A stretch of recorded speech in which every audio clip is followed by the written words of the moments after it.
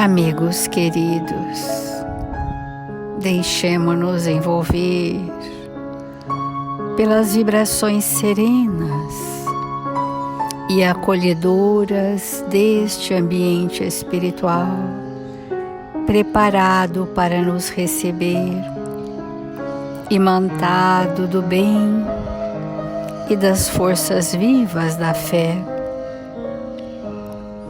Elevemos o nosso pensamento a Jesus, porque onde está o nosso pensamento, aí estaremos.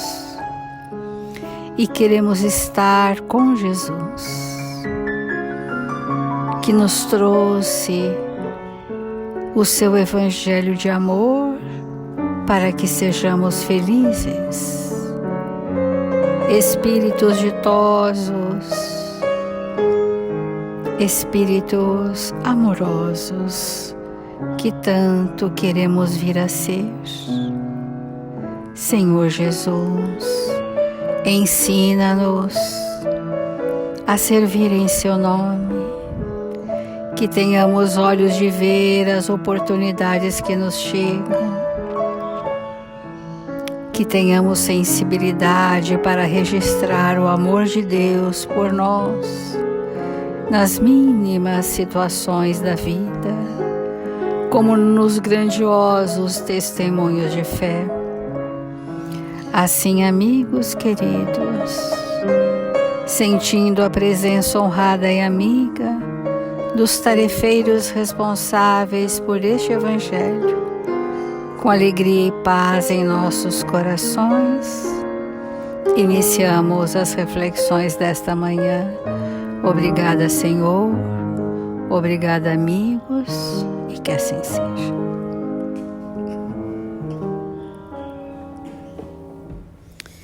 Do Evangelho segundo o Espiritismo, capítulo 11, amar o próximo como a si mesmo. Nós estamos no item a fé e a caridade. Sim, meus filhos, é em vão que o homem ávido de prazeres se queira iludir sobre a sua destinação nesse mundo. Deus nos criou para sermos felizes na eternidade. Entretanto, a vida terrestre deve servir unicamente ao nosso aperfeiçoamento moral, que se adquire mais facilmente com a ajuda dos órgãos e do mundo material, ou seja, enquanto encarnados, né? Nós temos sempre dúvidas quanto ao objetivo da minha existência na Terra, desta existência.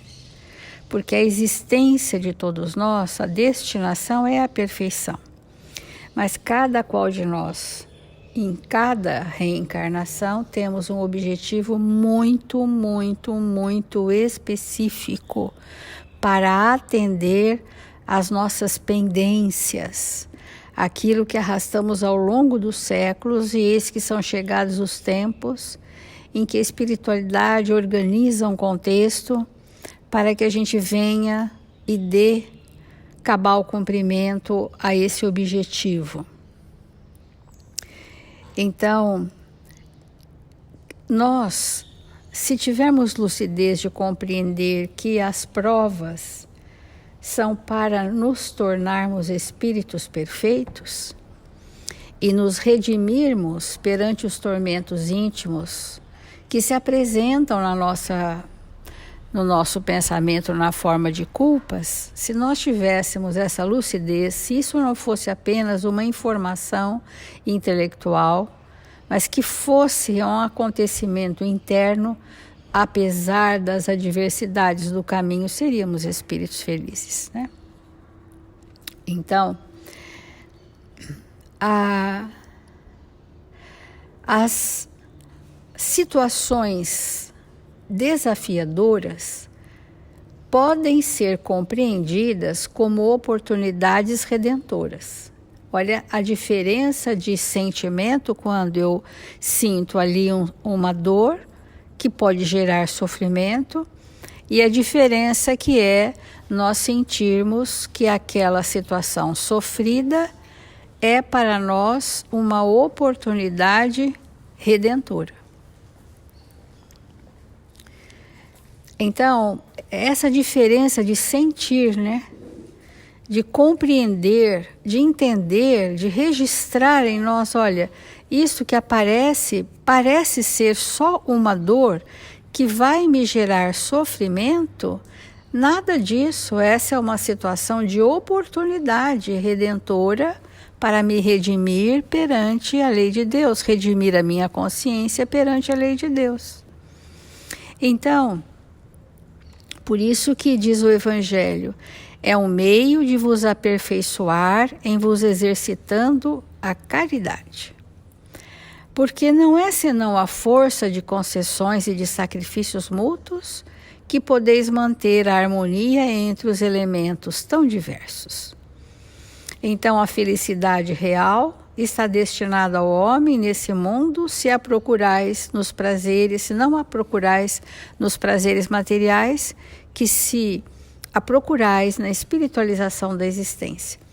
Então, que felicidade possível é essa no planeta em que vivemos? Onde encontrá-la? No prazer de servir.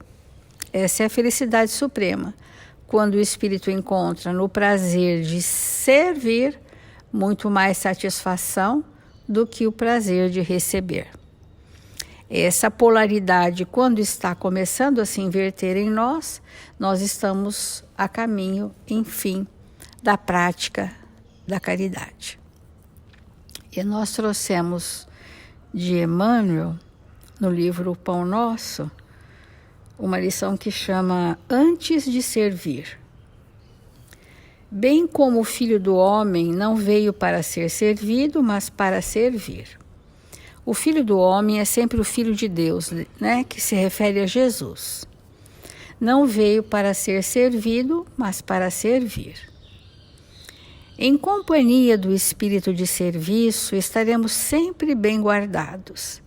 A criação inteira nos reafirma esta verdade com clareza absoluta. Dos reinos inferiores às mais altas esferas, todas as coisas servem a seu tempo. Então Emmanuel mostra uma imagem de que todos os reinos da criação de Deus estão para servir. Por quê? Eles são regidos por um determinismo da lei de Deus. E, portanto, cumprem essa lei nos estágios evolutivos em que estão. Isso é um modelo para nós. Se nós observarmos a natureza servindo, né, o quanto é grandioso para nós chegarmos na condição humana e aprendermos a servir também. Como os reinos da criação de Deus estão à disposição de todos, para tudo. Sem nenhuma censura, sem nenhum constrangimento, estão entregues. Por isso que Emmanuel diz, dos reinos inferiores às mais altas esferas, todas as coisas servem a seu tempo.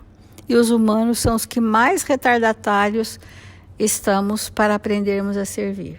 Porque o egoísmo prevaleceu em nós, por nós não termos definido os objetivos reais da nossa existência na Terra. Então ele começa assim. A lei do trabalho, com a divisão e a especialização nas tarefas, prepondera nos mais humildes elementos, nos variados setores da natureza. É impressionante como a força do trabalho impera nos reinos, no reino mineral, vegetal, animal, até chegar no humano.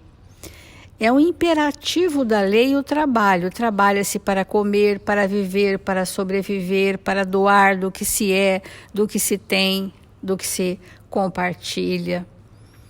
E por isso que nós trazemos, né, em nós o estímulo a observarmos na natureza o bem que ela nos faz. E a lei do trabalho impera, porque todas as leis divinas estão presentes em todos os reinos. A lei divina não é na consciência do ser humano, a lei divina está na consciência embrionária de todos os reinos, a lei de Deus. E essa lei, ela não é inerte, que vai despertar só no homem. Ela é ativa, que já está manifestada nesses reinos, para que o ser humano, se espelhando na natureza, possa ter modelos de doação de si mesmos. Vamos pegar uma árvore simples como uma laranjeira. Ela dá os seus frutos, suas flores perfumadas, a grandiosidade da fertilidade dos seus frutos. Para quem? Para todos. Para todos que delas se quiserem servir. Mas se ninguém a alcançar naquela oportunidade, os frutos cederão sementes e novos indivíduos crescerão e se multiplicarão. E nós, né? O que é que temos oferecido do que somos para o ato de servir? Porque do que temos nós já somos capazes de compartilhar. E do que somos? Se nós estivermos no estágio do egoísmo, o que teremos a oferecer? Se nós estivermos no estágio da ociosidade, o que teremos para compartilhar? Precisamos acordar. Precisamos acordar dos torpores, não é? Esses torpores nos arrastam há séculos. Então diz Emmanuel, esta árvore, uma árvore qualquer, curará enfermidades, é o que ela tem para oferecer. Aquela outra produzirá frutos. Há pedras que contribuem na construção do lar, mas há pedras que também contribuem para a saúde. Há pedras que estão à disposição de calçar os caminhos. E quão útil ela está servindo. Porque nós somos aqueles espíritos que estamos no desculpismo. Por que não doamos de nós mesmos? E nós vamos colocando impedimentos que a nossa consciência não está convencida e nós pensamos que o outro vai se convencer disso. E diz ainda, o Pai, Deus, forneceu ao Filho Homem, Jesus, a casa planetária, onde cada objeto se encontra em lugar próprio, aguardando somente o esforço digno e a palavra de ordem para ensinar à criatura a arte de servir. Lei do trabalho.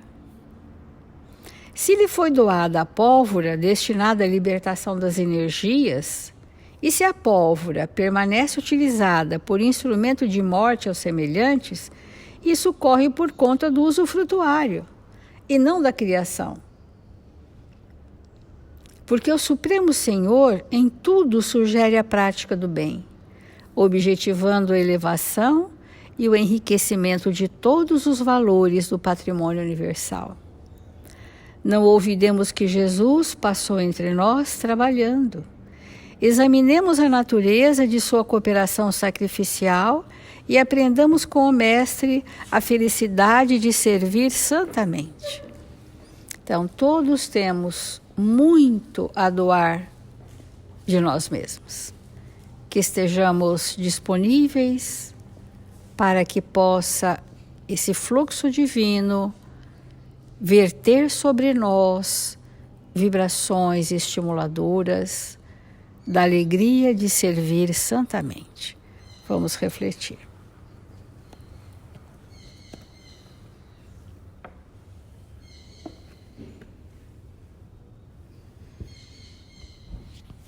Esse aprendizado que nós nos esforçamos para adquirir de maneira definitiva no espírito que somos, é fundamental para que tenhamos aproveitamento do tempo que o Pai nos confiou para existir na Terra.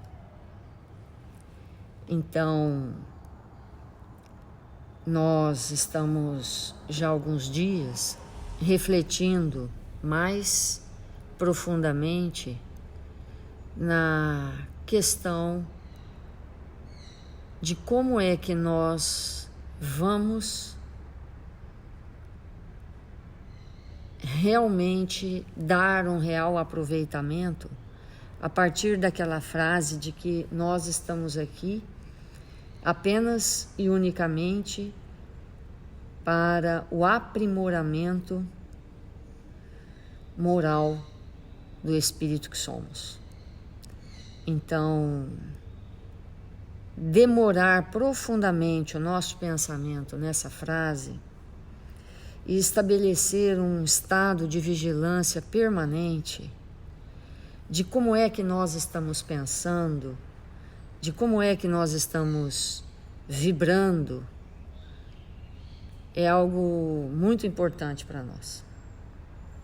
Então, assim, nós escolhemos um texto intitulado Examina-te, do Caminho, Verdade e Vida, em que Emmanuel diz assim: a experiência humana não é uma estação de prazer. Todo o tempo o Evangelho faz isso, faz essa colocação, né, para nós. Nos convida a essa reflexão profunda. Porque é evidente que a nossa vida vai ser carreada de inúmeros prazeres. Porque é próprio, o prazer é próprio da condição humana. E é forte estímulo para que nós possamos fazer construções felizes em nós. Mas o que ele está colocando é que não é uma estação de prazer. Ou seja, não é de maneira nenhuma a finalidade primeira ou última de estarmos aqui.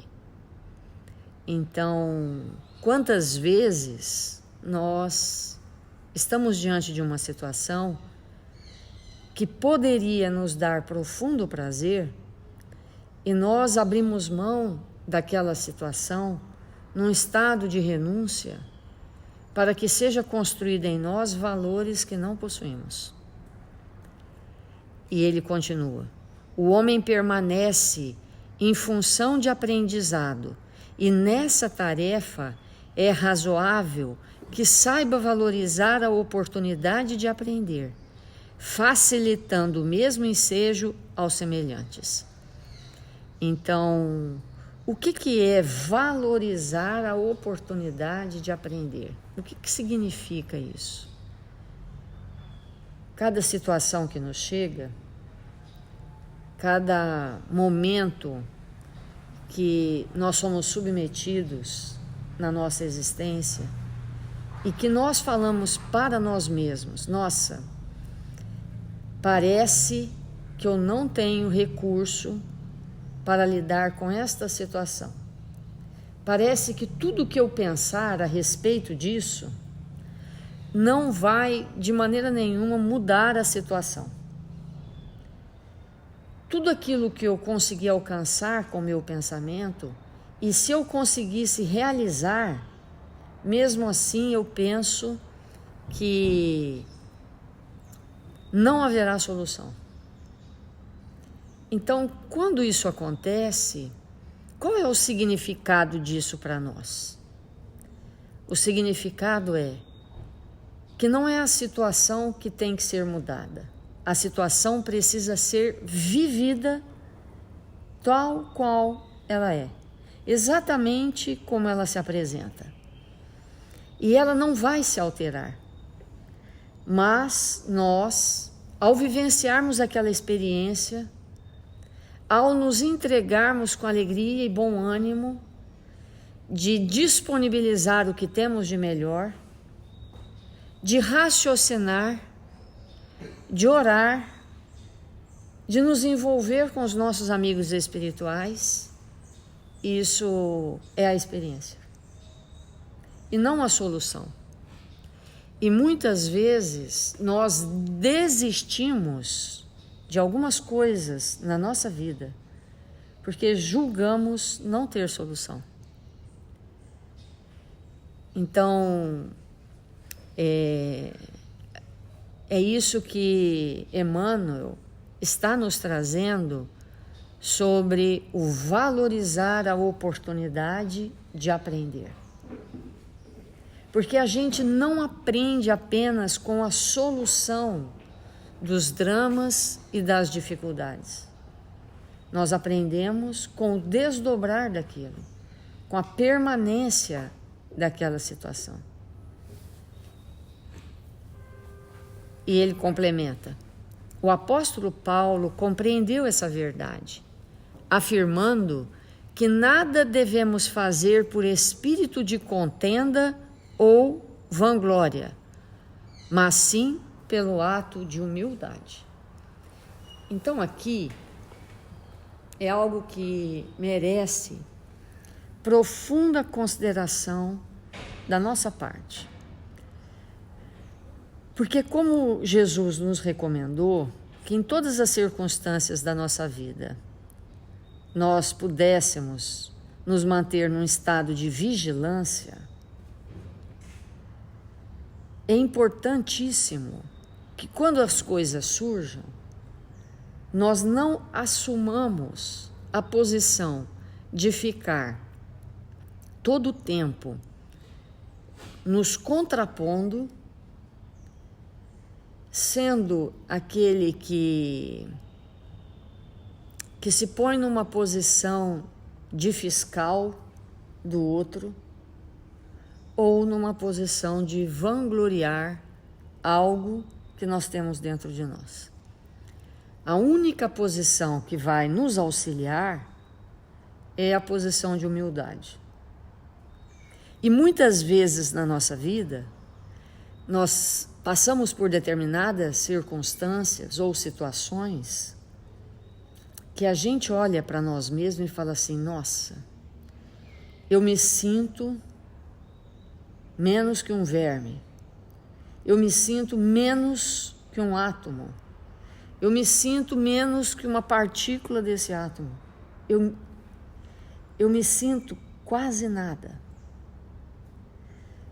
Quantas vezes isso acontece e a gente pode dizer: nossa, eu não dou conta disso, eu não dou conta disso, né?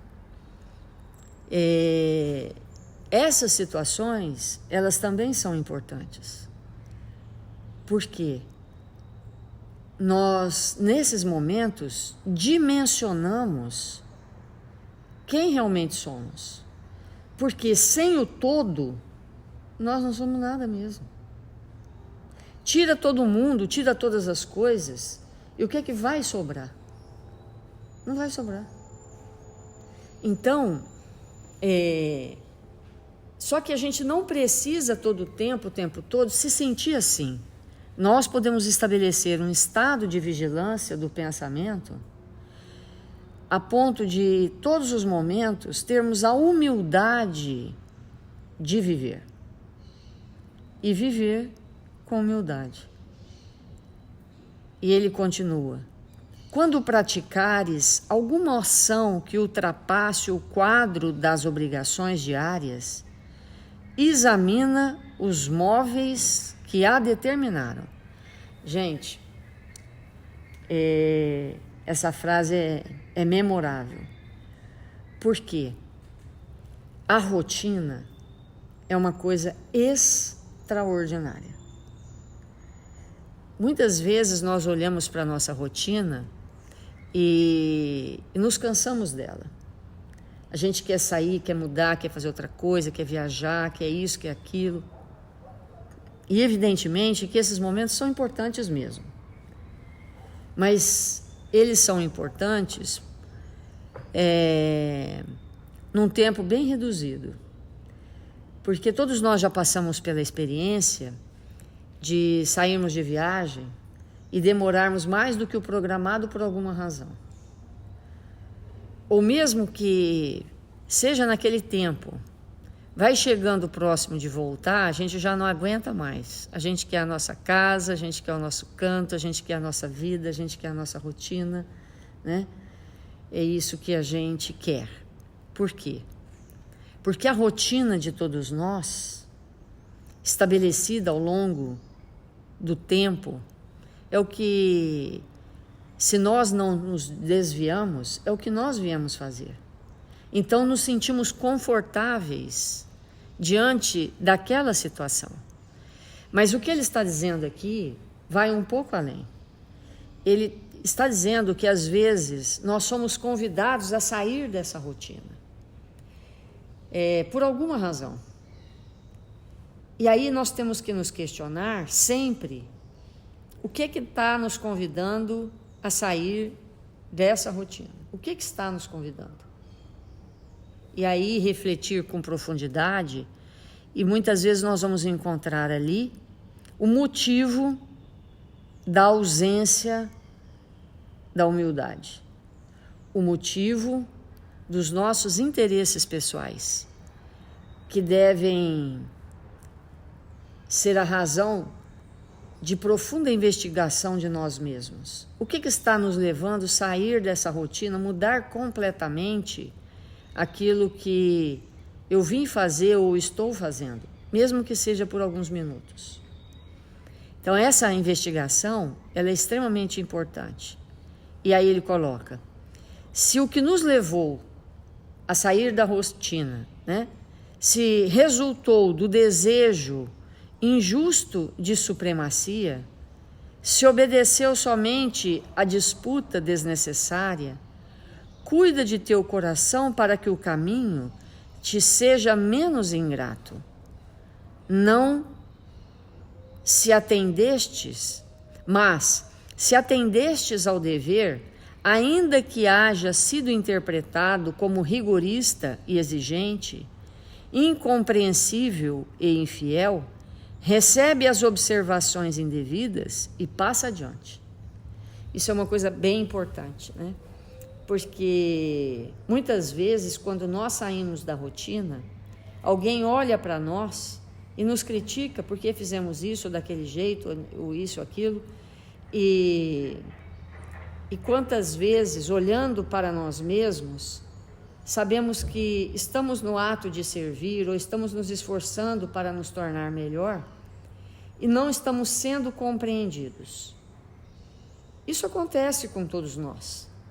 E aí o Evangelho é claro em mostrar, né? No lugar de estabelecermos contendas, no lugar de começarmos a questionar, a justificar, a nos colocar numa posição de contraponto, mantemo-nos em silêncio e continuemos fazendo aquilo que a nossa consciência estabeleceu como um dever.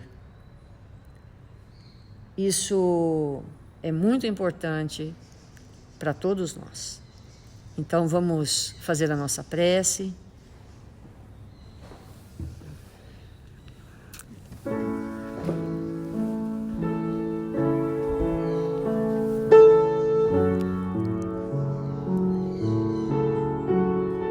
Deus, nosso Pai, Jesus, divino amigo das nossas vidas, que nesta hora abençoada do nosso dia, que nos encontramos em Seu nome, rogamos que os bons espíritos que nos amam possam nos fortalecer, possam nos amparar com vibrações de paz e de amor. Que nesse momento, Senhor, nós estejamos vinculados ao Seu coração amoroso, para que nesta existência não sejamos espíritos indiferentes, para que nós possamos olhar uns para os outros e perceber o quanto somos necessitados de amparo, o quanto somos necessitados daqueles que nos cercam para exercitarmos o amor, a caridade e o bem. Mil vezes obrigado, Senhor, pela sua presença luminosa em nossas vidas. Que nesta hora abençoada, em que sentimos as suas vibrações, rogamos que o Senhor, com sua equipe generosa, possa socorrer todos os nossos irmãos em humanidade que se encontram em dificuldades extremadas, vinculados em processos obsessivos graves, doentes do corpo e da alma, necessitados de amor e paz. Que todos eles sejam alcançados nesta hora com a luz do seu amor. Misericórdia, Senhor, a todos os que sofrem nesta hora. Ampara-os e fortalece-os. Que neste dia em que iniciamos com esta manhã gloriosa, possamos ser fiéis servidores da sua vontade na terra, Senhor. Aonde quer que nos encontremos, possamos estender as nossas mãos, os nossos braços para acolher os caídos, os enfraquecidos por não te conhecerem. E que nesse instante o Senhor nos abençoe, agora e sempre, e que assim seja.